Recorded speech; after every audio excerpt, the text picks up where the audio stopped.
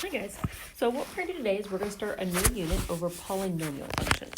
So polynomials, we're going to first talk about what those are and how to classify them. This is something you have seen before. You've actually seen them already this year. And then we're going to look at a specific type of polynomial, which is the cubic parent function. So to start, some things about a polynomial that make them true. First of all, a function can be a polynomial if all of its exponents are whole numbers. So an example of something that is not a polynomial would be something like 7 to the, or I should say x, because we're talking about functions, something like x to the 1/3. All right, that is something that would not be a polynomial. Something like 7 to the x, okay, that is not a polynomial because those exponents have to be whole numbers. Something else that has to be true, that you cannot have a variable in a denominator, so 1 over x minus 2, that is not a polynomial. You also cannot have variables under a radical, so something like the square root of x, the square root of 3x. Those are all examples of things that are not polynomials. So the last thing that has to be true about the graphs are continuous with no sharp turns or holes. So if you think about absolute value is not a polynomial because it has that sharp turn there as the vertex. It also can't have a hole, so something like this, that is not a polynomial because of that open circle. But something that is a polynomial is something like this or this, which you've already seen, which is a quadratic function. So something like that. Okay, again, continuous graphs, no sharp turns or holes. Something like that, that could be a polynomial function. All right, so when we talk about polynomials, we typically classify them two ways. One is by the number of terms they have, and the other is by the degree of the polynomial. So if something has one term, we would classify that as a monomial. If something has two terms, that would be a binomial. If something has three terms, that would be a trinomial. If something has four terms, we would just call that a four-term polynomial. But those are the three words you're typically going to see the most often, and the three words that you've probably seen already this year. We've talked a lot about binomials when we talked about factoring. All right, then we also talk about degree. So a first-degree polynomial would be a linear function. A second-degree polynomial would be a quadratic function. And a third-degree polynomial would be, I'm about to write trinomial, would be a cubic function. There also is a fourth degree. You won't see that as often, but a fourth degree polynomial is called a quartic function. So for example, let's say I have y equals 3x. All right, that would be a first degree monomial. One term, first degree. Let's say I had 3x squared minus 7. That would be a quadratic binomial because there are two terms and it's a quadratic, it's a second degree. So speaking of degree, what the degree of your polynomial is, it's the highest exponent when your graph is written in standard form. So tomorrow when we look at these functions, we're going to look at standard form as well as factored or intercept form. But when we're talking about standard form, basically standard form is when your exponents go from biggest to smallest. So like x to the 5th minus x to the 4th plus 3x squared minus 7. All right, so my degree there, the highest exponent there is 5. So that would be a degree 5 binomial. The leading coefficient is the coefficient that's in front of that highest power term. So what's in front there? So in this case, that would be 1.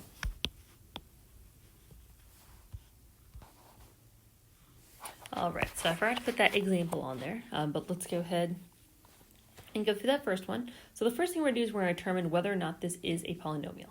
So let's just check to see, make sure all these things are true. So the exponents are all whole numbers. That's true. There are no variables in the denominator. That's true. There are no variables under a radical. That is true. And then this graph, yes, this would be a continuous graph with no sharp turns or holes. This is a perfect example of a polynomial. All right, so now what we're going to do is we're going to find the degree. The degree is the biggest exponent when this is written in standard form. So in standard form, let's go ahead and rewrite it. Our exponents should go in order from highest to lowest. So this would be 7x cubed minus 2x squared minus 3. Now this is in standard form. All right, so when it's in standard form, the degree is that highest exponent, so the degree here is 3. So to classify this by the number of terms in the degree, we said it's a third degree. Third degree is a cubic function. And there are 3 terms, so this is a cubic trinomial. right, let's look at the next one. All right, the next one is not a polynomial because you have to have whole number exponents. This has a variable as an exponent. This is actually an exponential function, which we will look at later on this year. All right, now let's go ahead and look at C. Now, even though there's a radical, the variable is not under the radical. The square root of 5 is just what's there. So that actually is okay. This is a polynomial. The degree here, it's already in standard form. It goes in order from the biggest exponent to the smallest. So this is a degree 2. So we would classify this. There are 2 terms, and it's a second degree. So this is a quadratic binomial. The leading coefficient is the square root of 5. All right, so now the other thing that's on here that we talked about, or that was on here, we'll talk about this a little more next class. There will be at most n minus 1 turns on the graph. What that means is 1 less than the degree. So if you were to look at this first graph here, the degree here is 3. That means the most turns this graph is going to have is 2. This graph cannot turn more than 2 times. So if I see a graph that looks like this, that has 1, 2, 3 turns. That could not possibly be a cubic function. Now, it could have less than that, but it will not have more than 2 turns. All right, same thing over here for C. That's a quadratic. Quadratics cannot have more than 1 turn, okay, 1 less than the degree. All right, so what we're going to look at now is we're going to look at the cubic parent function. So this is a specific type of polynomial, specifically polynomials where you have just that x cubed and no other x's. Next class, we're going to look at some generic polynomial equations, which is going to have a little bit more to it. But today, it's going to be very similar to what you guys have done so far this year. You learn a new parent function, you look at the transformations. From this point, it's actually going to kick off into an old video from last year because it covers the same content. So if it looks like the transition is a little weird, then that is why. Hi guys. So today we're going to start off a new unit by looking at a parent function and again looking at transformations. So while it's a new parent function, hopefully the transformations at least are pretty familiar for you guys.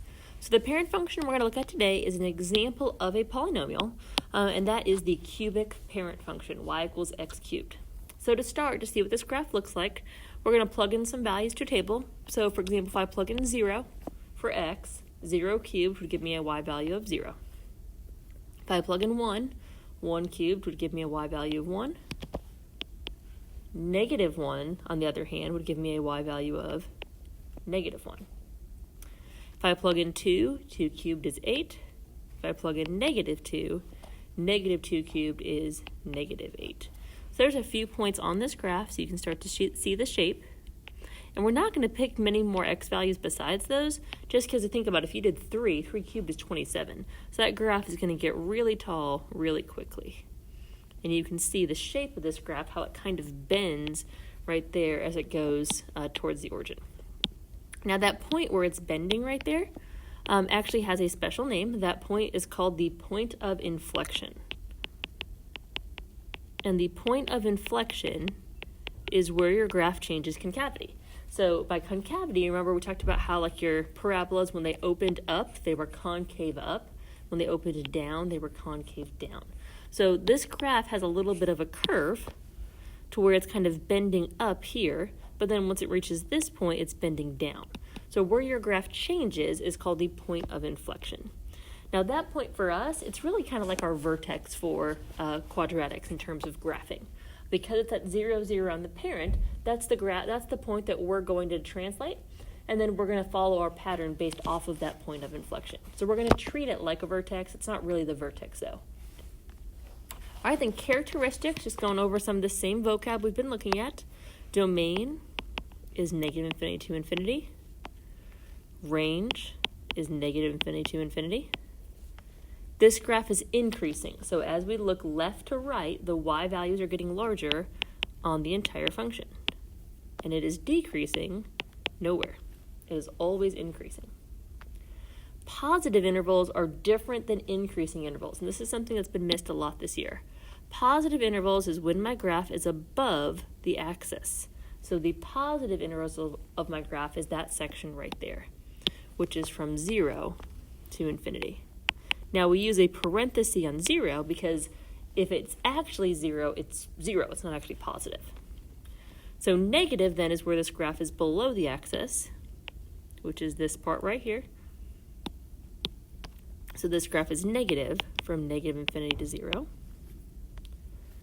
Symmetry, so symmetry we talked about like with parabolas, for example. Our parent function has symmetry on the y-axis. Now this graph actually has a special kind of symmetry that's called origin symmetry. And what that means it looks like is basically looks like it's reflected over the x and the y. So if I were to reflect this over the y and then also reflect it over the x, it would end up in the same place. And we'll talk about this a little bit more tomorrow, but that actually has a special name. That means that this is actually an odd function if it has origin symmetry. And we'll get into that a little bit more next class. Now, extreme left, you remember we talked about our relative mins and maxes and our global mins and maxes? We'll talk about this again next class when we look at some more polynomials. But one thing to know here, where this graph kind of turns, that's not a very good shape, but these little cubic functions, how they kind of turn like that point where it turns is not a relative min or maximum because your graph is not changing from increasing to decreasing. So the cubic parent function does not have any extrema on it. No relative or global mins or maxes. And then we'll look at end behavior as x approaches negative infinity. Let's look at what y is doing. And as x approaches positive infinity, let's look at what y is doing. Well, as x approaches negative infinity, my y's are going down. As x approaches positive infinity, my y's are going up and going towards positive infinity. So that's just a review of some of the vocab we've been using so far this year and then looking at the cubic parent function. So now we're going to look at transformations to that function. And this chart should look pretty familiar by this point in the year. So f of x minus h is a shift right. F of x plus h is a shift left. What that looks like on the cubic function, if it's inside the parentheses, then it's going to go right. X plus h inside the parentheses would go left. So in the parentheses is all of our horizontal transformations. That b value that's inside the parentheses is the horizontal stretch or compression. And remember, these are backwards. So if it's in between 0 and 1, that is a horizontal stretch. So something like 1/2 or 3/4, that would be a horizontal stretch. Whereas if it's greater than 1, it's a horizontal compression. And what that would look like on your graph or on your function, you would have that b value inside the parentheses with that cubed part. Then again, the negative, if it's inside the parentheses, so if we have a negative inside our parentheses, that's going to be a reflection over the y-axis. One thing you'll probably know, well, if I have negative x in parentheses cubed, that's the same thing as negative x cubed. And that's what we talk about, how this function is an odd function, how it has that origin symmetry. Because if you think about it, if I reflect this graph over the y or the x, it looks the same either way. That's kind of a special property for the cubic function. All right, so let's look at some of our vertical transformations. Plus k is a shift up, minus k is a shift down. And both of these transformations would be outside the parentheses, away from the x. If it's in between 0 and 1, that is your vertical compression. If it's greater than 1, that is a vertical stretch, and those are multiplied. And again, this is multiplied outside the parentheses. Then if there's that negative outside, that would reflect over the x. And that would look like this on your equation. Now, if we combine all these transformations together, it's going to be in this format right here. And notice again, we factor out that b value so that we can make sure it's just x minus h here, so it's easy to see your shifts. What that also does is it makes it easy to see the point of inflection, because when your equation's in that form, the point of inflection is hk, just like your vertex was for your quadratics. All right, now let's go ahead and sketch some of these graphs. So the first thing we're going to do is we're going to identify the transformations. So this graph has gone right 3 and down 4. Well, since this graph has gone right 3 and down 4, that means the point of inflection has gone right 3 and down 4. So I'm going to go ahead and plot my point of inflection first. Then what we're going to do from this point, if you want to plug in points using a table of values, that works. I'm going to follow the pattern that we've been using like we did for graphing quadratics. So remember, for quadratics, we looked at it in relation to the vertex. For cubic, we're going to look at it from the point of inflection. And then think about what the parent function did. Well, because 1 cubed is 1, I went right 1 and up 1. 2 cubed was 8, so I went right 2, up 8. I went left 1, down 1, and left 2, down 8. Since this graph has not been stretched or compressed or reflected in any way, that's the same way that I'm going to move from the point of inflection. So right 1, up 1, right 2, up 8 is going to take me off my graph. It'll be up at 12. Left 1, down 1, and left 2, down 8. And that is going to be my cubic function. All right, domain. On this one, negative infinity to infinity, and range is negative infinity to infinity. Increasing, decreasing, if we look left to right, the y values are getting larger, so this graph is increasing, and it's increasing from negative infinity to infinity on the entire graph. All right, let's go ahead and look at our next one. Let's start with our transformations. This graph has a vertical compression. It's gone left 2 and down 1, which means my point of inflection is negative 2, negative 1. So I'm going to go ahead and plot my point of inflection, and then I'm going to find my pattern. So from the point of inflection, I typically go right 1, up 1, right 2, up 8, left 1, down 1, and left 2, down 8. But because this graph has been vertically compressed, I'm going to change the amount that I'm going up and down. So instead of going right 1 and up 1, I'm going to go right 1, up a half. Instead of right 2, up 8, I'm going to go right 2, up 4. Left 1, down 1 half, left 2, down 4. And again, this is how I'm changing from the point of inflection. So right 1, up a half, right 2, up 4.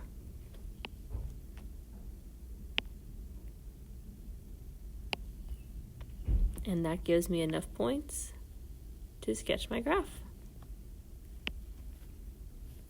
Again, domain and range, you're probably going to start seeing a pattern. There is nothing stopping the domain or the range. Now this one's asking for end behavior. So as x approaches negative infinity, what's y doing? And as x approaches positive infinity, what is y doing? Well, as x approaches negative infinity, my y's are getting smaller. As x approaches positive infinity, my y's are getting bigger. All right, let's look at a couple more. All right, so next one, again, pretty similar. Find our transformations. This graph has been reflected over the x-axis. It has a vertical stretch. And then this graph has been shifted down 1 because that minus 1, it's outside of the parentheses. It's not by the x cubed. So that means our point of inflection has not been changed horizontally. It's just shifted down 1. So my point of inflection is 0, negative 1. Look at our parent function pattern. So from the point of inflection, typically right 1, up 1, right 2, up 8, left 1, down 1, left 2, down 8. But what's changing is a vertical stretch and a reflection. So instead of going right 1, up 1, I'm going to go right 1, multiply that by negative 2. Multiply by negative 2, and multiply by negative 2. So I'm going to go right 1, down 2, then I'm going to go right 2 and down 16. Now that's going to go way off my graph, but it gives you an idea of how much this graph is actually stretched. Left 1, up 2, and left 2, up 16, which again, way off my graph. That shows you just how narrow this graph actually is. As we look left to right, this graph is decreasing, and it is decreasing on its entire domain. All right, transformations on the next one. Before we look at our transformations on our next graph, we need to consider that this is not in our normal form we're looking at, because that negative right there needs to get factored out. So this is a really common mistake. We need to be careful finding our point of inflection. Your point of inflection is not negative 3, 1. your point of inflection, the x-coordinate, should be the value you plug in for x to make this 0. And that in this case is not -3. So to rewrite this in our normal form, we talked about factoring out that b value. That includes the negative. So I'm going to rewrite this as negative. And if that gets factored out, I have x minus 3 cubed. So now that that negative is out, now it's clear to see your point of inflection, which is 3, 1. So this graph is reflected over the y-axis. This graph has gone right 3, and this graph has gone up 1. So we'll graph our point of inflection. We'll look at our pattern from the parent function.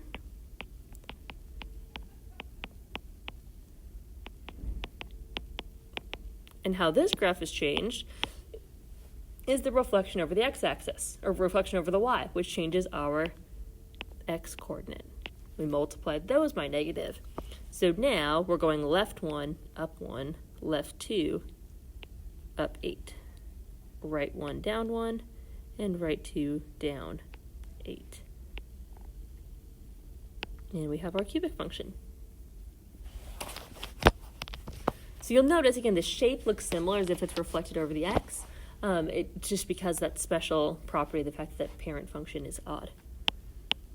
All right, so as x approaches -infinity, we can see what y approaches. And as x approaches positive infinity. So as x approaches -infinity, our y's are getting bigger. As x approaches positive infinity, our y's are getting smaller.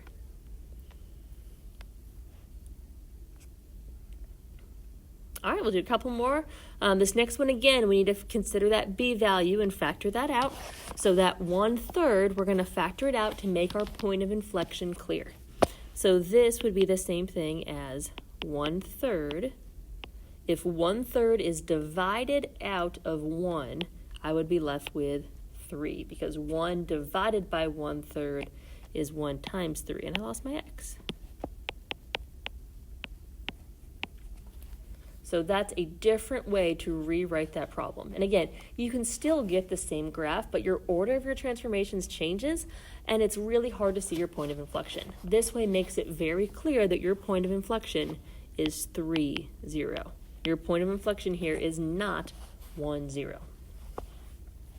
Transformations, the 1/3, remember, is a horizontal stretch.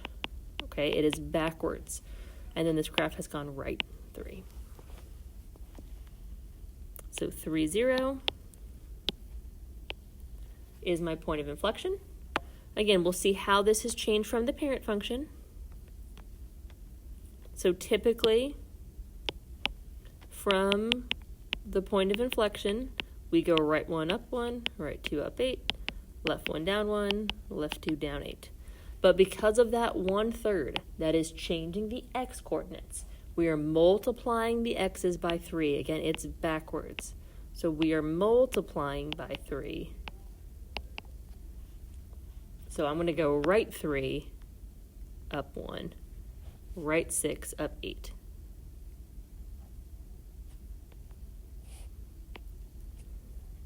Left 3, down 1, and left 6, down 8.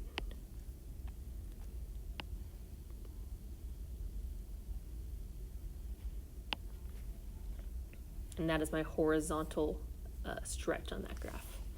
All right, this graph is increasing, and it is increasing from -infinity to infinity. All right, if you feel pretty comfortable, pause the video, try the next one on your own.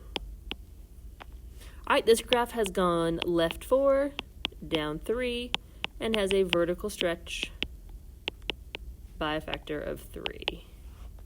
The point of inflection is -4, -3. And then how this graph has changed from that point of inflection, or normal pattern,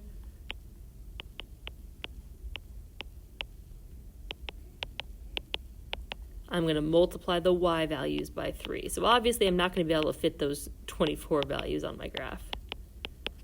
But from here, right 1, up 3.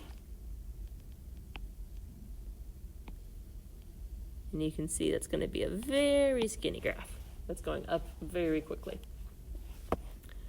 And then end behavior, again, two statements. As x approaches negative infinity, and as x approaches positive infinity, we're trying to see what y is doing. Negative infinity, my y is getting smaller. Positive infinity, my y is getting bigger. All right, so the last thing we're going to do is we're just going to write the equation of the graph. Now, when it comes to writing these equations, the horizontal stretch or compression versus a vertical stretch or compression, you can write it either way. But sometimes it's easier based on the points that you have to write it a certain way. So what we're going to do for these is we're going to assume that the b value is 1. What that means is we're going to assume there's no horizontal stretch or compression. There could be a vertical stretch or compression, but we're going to assume there's no horizontal stretch or compression. If you want to write this graph with one, it is possible. But we're just going to try to do it that way. So I'm going to start by finding the point of inflection, which is 2, 4. So that's going to be part of my graph. I know it's going to go right 2 and up 4. Then we're going to see if has this graph been reflected, compressed, or stretched in any way from the parent function. Well, normally I go right 1 and up 1. Well, I didn't go right 1 and up 1 from the point of inflection. I went right 1 and down 1. So it's been reflected, but it has not been stretched or compressed in any way because I'm still following the same pattern of the parent function. So that means I need a negative out in front. It's going to be x minus 2 cubed and then plus 4 because of the location of my point of inflection. All right, looking at the next one, again, find your point of inflection. That's negative 3, negative 1. All right, and then again, let's try and see how this has changed. I normally go right 1 and up 1, but I didn't. I went up less, which means this graph has been compressed. Now, we can't tell exactly where that point is. It looks like it's about a half, but we don't know for sure. So let's check our next point. I normally go right 2 and up 8. Instead, I went right 2 and up 1, 2, 3, 4. Well, if I normally go up 8, but that distance was cut in half, and that distance was also cut in half here, that tells me this graph has a vertical compression. So this is going to be 1/2 x plus 3 cubed minus 1. It has not been reflected because it has the same shape of your parent function. Now let's say you really couldn't find what that stretch or compression was. Another option is you could solve for this algebraically like how we did with quadratics. You could say y equals a x plus 3 cubed minus 1, and you could plug in your x and y value, and you can solve for a that way. But that's just a little bit more algebra. If we can find it from the graph, it's going to be a little bit easier for us. All right, let's look at the next one. This time we're going to write these with assuming that the a value is 1, and we're going to try and find a b value. All right, so that means we're going to try and find a horizontal stretch or compression. So looking at this first one, again, let's try and find the point of inflection, which is right here at 2, negative 2. This graph has not been reflected, but this graph has been stretched horizontally. Normally, we go right 1 and up 1, but again, we're trying to see how it's changed horizontally. Well, if I normally go right 1 up 1, instead, I've gone right 1, 2, 3, 4, and up 1. So this graph has a horizontal stretch by 4. What that means is in my equation, I'm going to have a 1/4 as a b value. So this equation is going to be 1/4 x minus 2 cubed minus 2. Again, 1/4 is a horizontal stretch. All right, now looking at this last one, we know it's been reflected. Hopefully we can all see that. The point of inflection is 3, 0. So this is going to be, we don't know the b value. I'm just going to leave it as b. X minus 3 cubed and then plus 0. So again, it's kind of hard to see. I normally go right 1 and up 1, but I didn't. I went right 1 and down a number that's kind of hard to see. So I've gone left 1 and up 1, 2, 3, 4, however much. So what I'm going to tell you guys here on this one, it's kind of hard to see. This graph has gone over a half. So that point right there you can assume is over a half. So since this graph has been horizontally compressed by 1/2, the important thing to know here is that means that 2 is the number that's going to go in my graph here. And again, that's kind of hard to see on that one. It's not a great picture, but the important thing to remember is just the number that goes in the equation is opposite for those horizontal stretches and compressions. Now, if you wanted to, you actually could write this with a vertical stretch, and this is something we'll look at a little bit later. But think about this graph. With that 2 factored out like this is the same thing as 8x minus 3 cubed. So that's actually the same function. This does have a vertical stretch of 8 if you want to look at it that way. But again, it's kind of hard to see in this graph. We don't quite have enough space. But that's another way. Those are equivalent expressions. All right, so that is it for cubic functions. So next class, what we're going to do is we're going to look at just polynomial graphs in general and look at some things outside of just these cubic function transformations.